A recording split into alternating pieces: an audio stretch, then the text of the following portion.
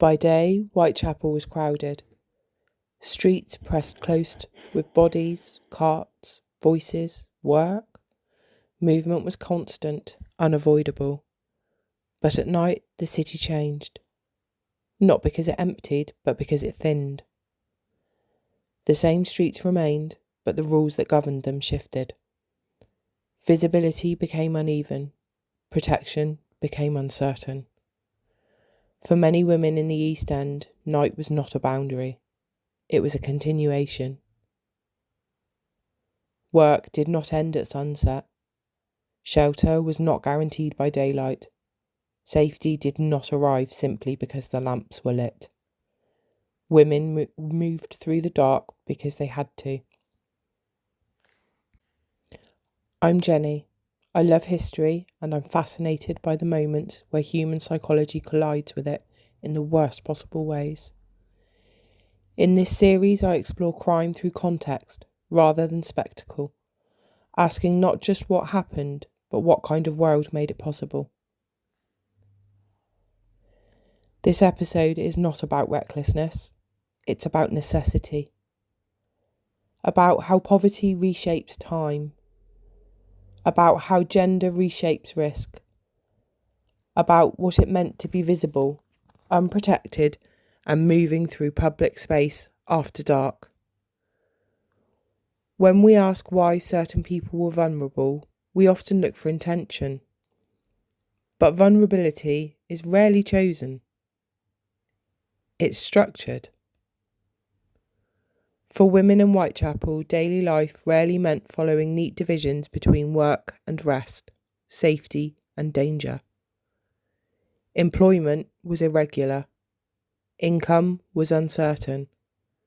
A place to sleep had to be secured again and again, often one night at a time. Lodging houses did not offer stability, only temporary relief. A bed could be lost as easily as it was gained. And when money ran short or work ran late, night became a space that had to be navigated rather than avoided. Being outside after dark was not unusual. It was common. It was necessary. Women moved through the streets that were familiar but not forgiving.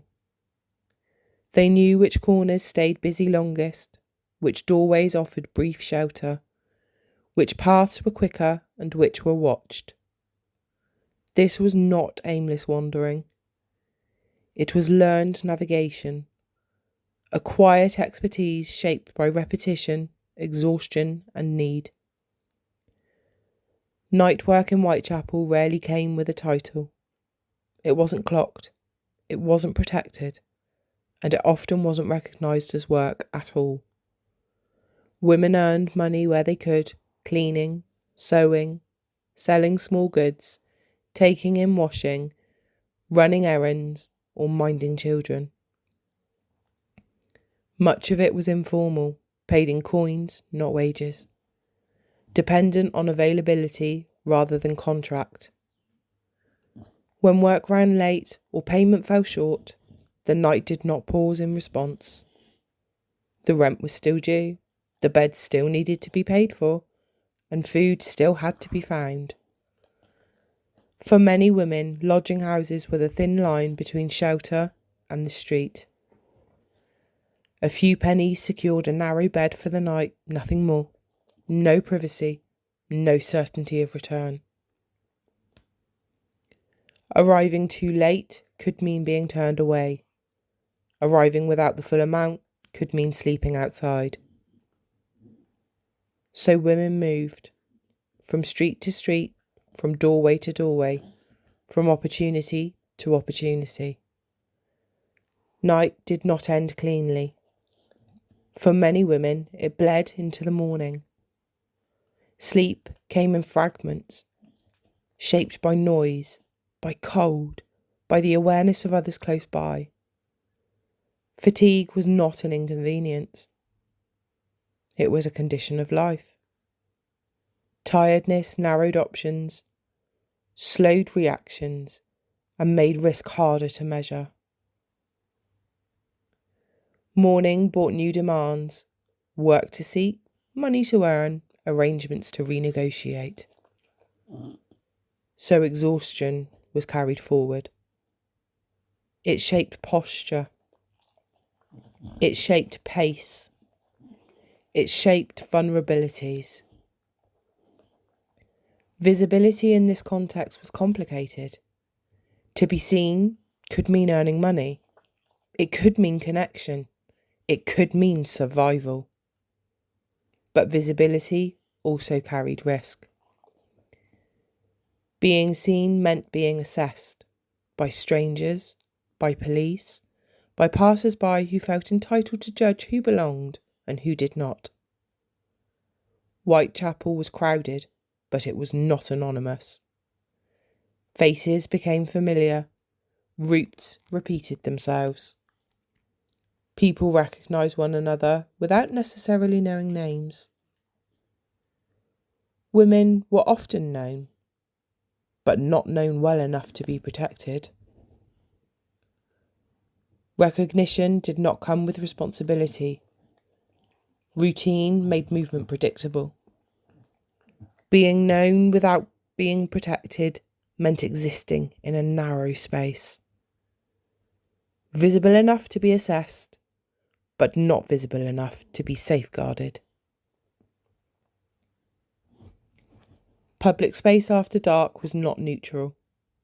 It was observed, categorised, and quietly sorted into who was considered legitimate and who was not. Police attention was uneven, not absent, but selective.